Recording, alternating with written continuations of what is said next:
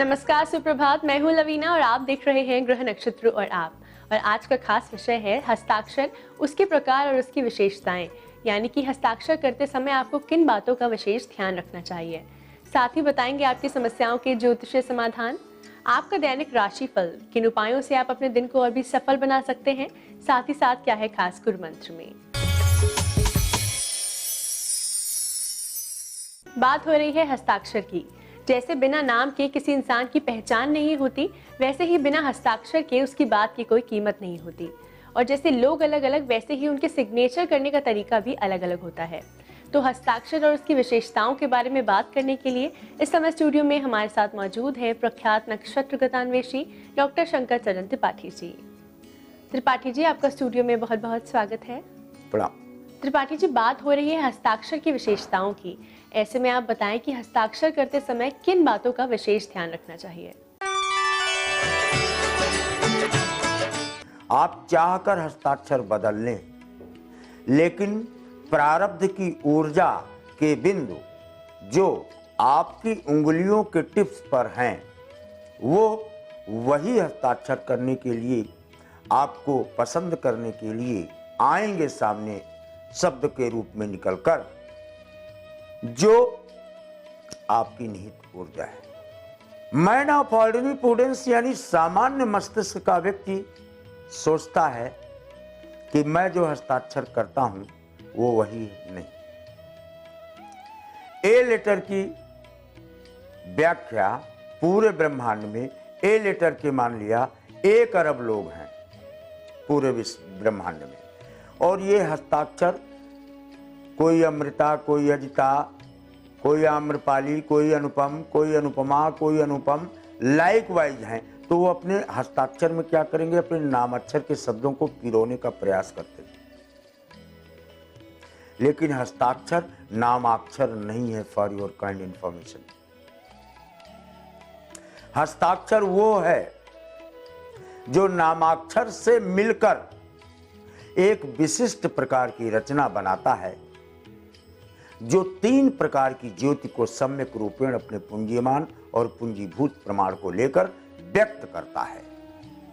पहला, उंगलियों का जब कलम से स्पर्श होता है या पृथ्वी से स्पर्श होता है, तो स्पर्श होते ही संचित कर्म जागृत हो जाते हैं, और वही चीज पहले बनेगी, चाहे वो छोटी हो चाहे बड़ी, आप पर निर्भर नहीं करेगा, ऑटोमेटिकली बनेगी। भले ही आप अपना नाम लिखने जा रहे हैं, लेकिन बनेगा वही।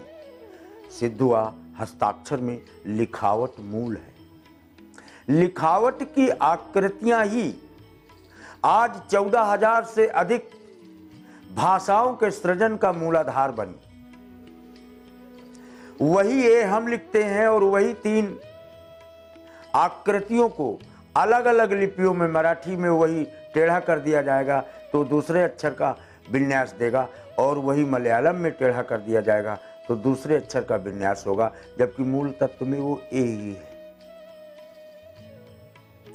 अर्थात हस्ताक्षर करते समय मूल रूप से व्यक्ति को यह देखना चाहिए कि नाति नीचम नाति उष्टम जागृतम चैव मानव अभ्यासेन संन्यास युक्तानाम आत्मानव यो विशेष्यते। जो आपके उत्कर्ष की वृद्धि करे, और जिस हस्ताक्षर को देखने के बाद आपका मन प्रफुल्लित अवस्था को प्राप्त हो जाए, और जिस हस्ताक्षर को पहचानने के बाद आप, अगर कोई आपके हस्ताक्षर की नकल या इमिटेशन करता है, तो आप उसे निगेशन या अफर्मेशन में लेने की हैसियत रखते हैं। ये हस्ताक्षर को ध्यान देने योग्य चीज है कि आपके हस्ताक्षर को कोई और दूसरा नहीं कर सकता, नहीं कर सकता, नहीं कर सकता। It's just like fake currency. Original से बिल्कुल तादरस होगी, लेकिन वो ओरिजिनल नहीं होगी, मूल्यहीन होगी। यानी हस्ताक्षर करते समय केवल ये ध्यान रखा जाना चाहिए कि नाति नीचम नाति उष्ठम, हस्ताक्षर नीचे की तरफ नहीं जानी चाहिए।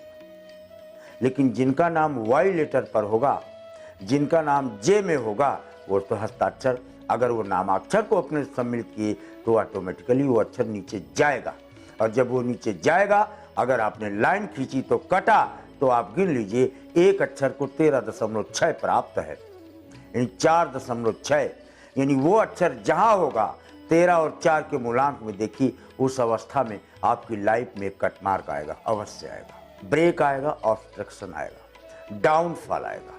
हस्ताक्षर is just like your graph.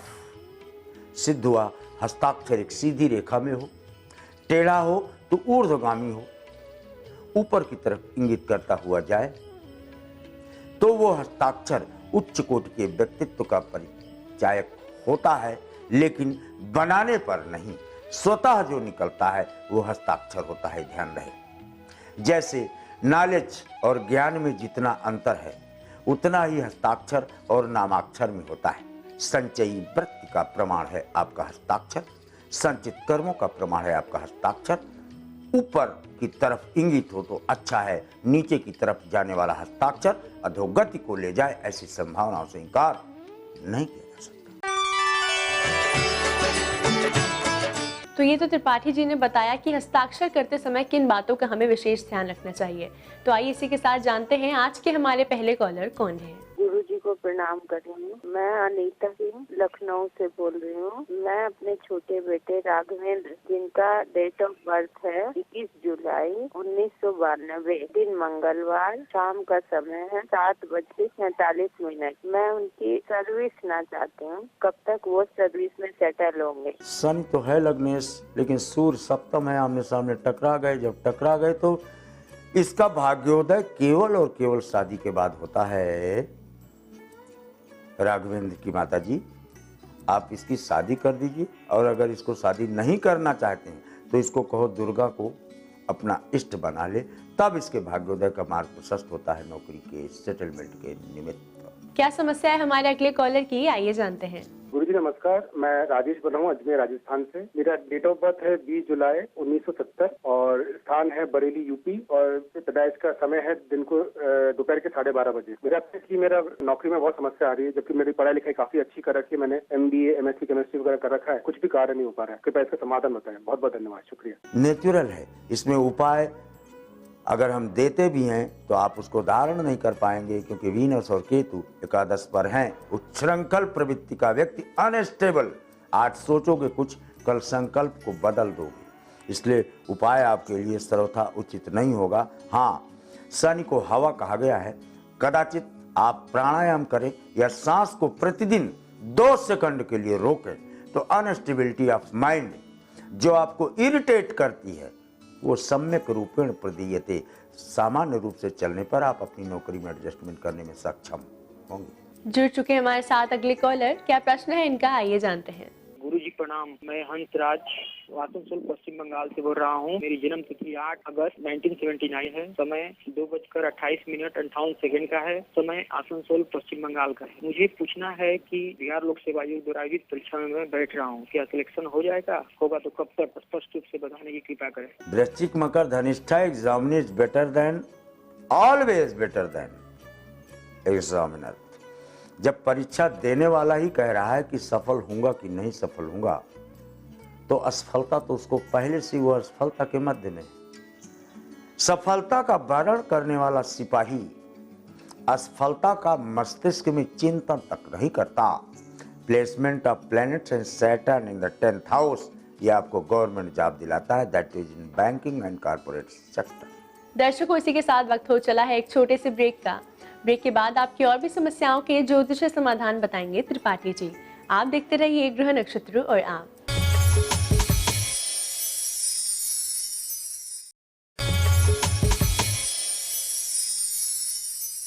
स्वागत है आपका ब्रेक के बाद ग्रह नक्षत्र और आप में। आइए जानते हैं हमारे अगले कॉलर का क्या प्रश्न है।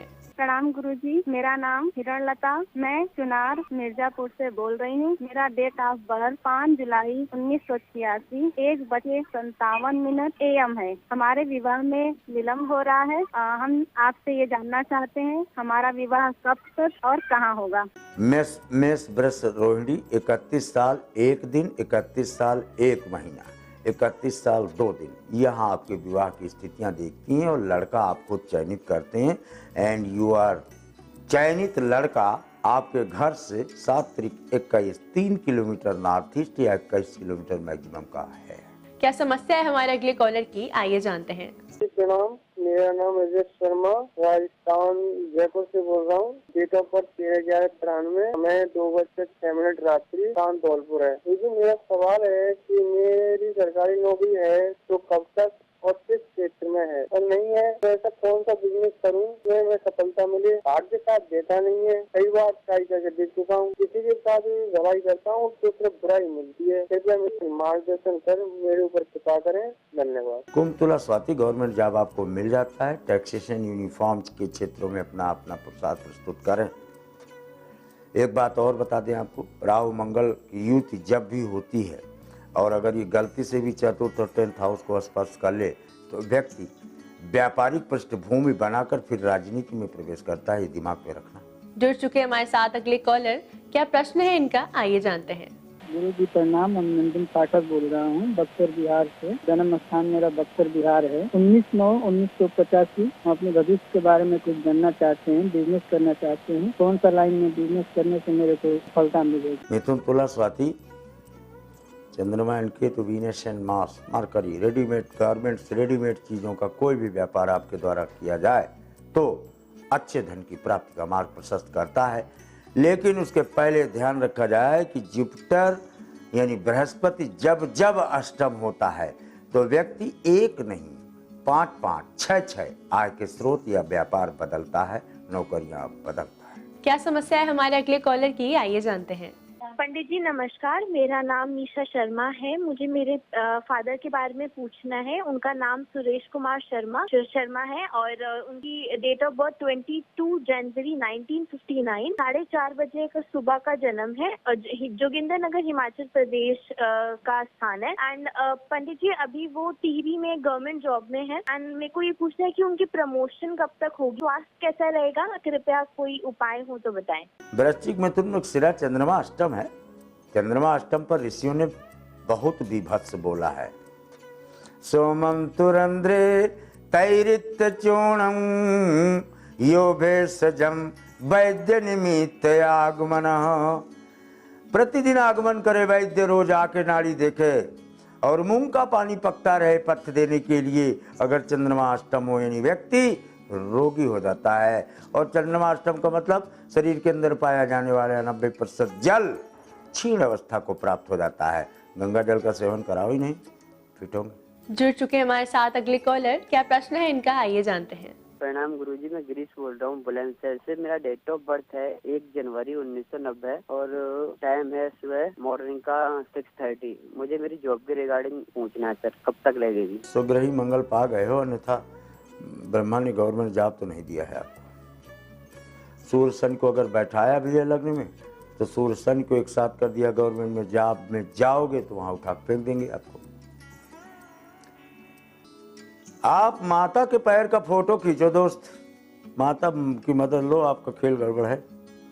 माता के पैर का चित्र खींचो जहां पायल पहनती, इसका आइडेंटिटी कार्ड बना लो, इसको अपने साथ रखो। यह आपके मस्तिष्क में सकेंद्रित ऊर्जा का प्रवाह करेगा और आपको क्षेत्र मिलता है नौकरी करने के लिए 21/2।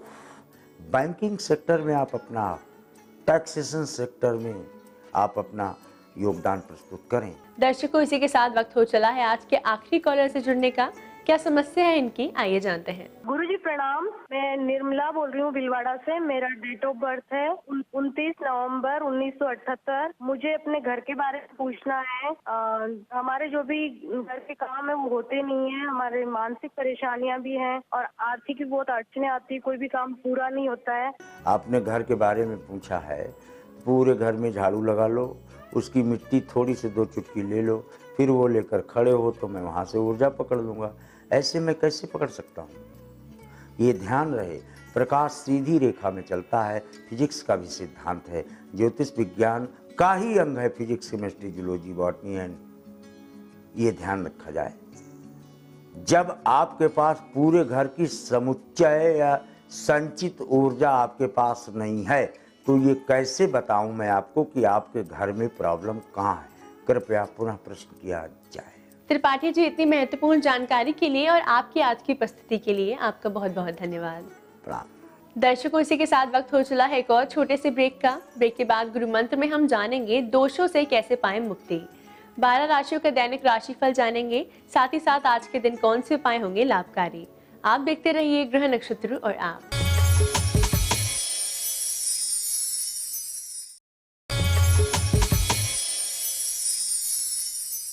स्वागत है आपका ब्रेक के बाद ग्रह नक्षत्र और आप में। इस समय स्टूडियो में हमारे साथ मौजूद हैं आचार्य राजेश जी। राजेश जी, आपका स्टूडियो में बहुत बहुत स्वागत है। नमस्कार। आज है दिनांक 29 नवंबर और दिन है मंगलवार। आइए जानते हैं क्या कहता है आज का पंचांग। मार्गशीर्ष महीना कृष्ण पक्ष अमावस्या तिथि मंगलवार का दिन है। शुभ समय दोपहर 12 बजे से दोपहर 1:30 तक, राहु काल दोपहर 3 बजे से दोपहर 4:30 तक। आज चंद्रमा रहेंगे वृश्चिक राशि में। पंचांग के बाद आइए गुरु मंत्र में जानते हैं दोषों से कैसे पाएं मुक्ति। मित्रों, आज है भौमवती अमावस्या, अर्थात मंगलवार को जो अमावस्या होती है उसको कहते हैं भौमवती अमावस्या।